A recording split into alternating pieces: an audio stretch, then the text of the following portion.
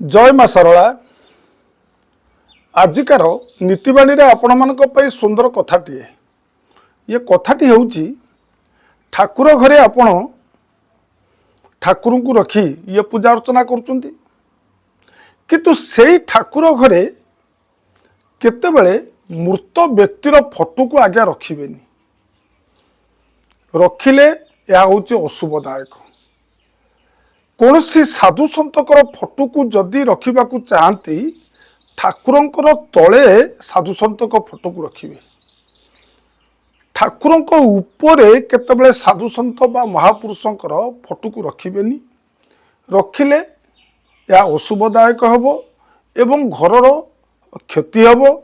एवं से घरे आम हजार जदि मंत्र जप करिकिना ये पूजा करिबा देवादेवी रुहंतिनी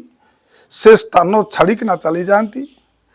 तेणु ये दुईटी कथा को आपण जदि मोर ये मन रखिबे आपण को जीवन सुखमय हम आउ जदि मो नीतिबाणी भल लगुव आपण मैंने गोटे लाइक करी सब्सक्राइब करदेवे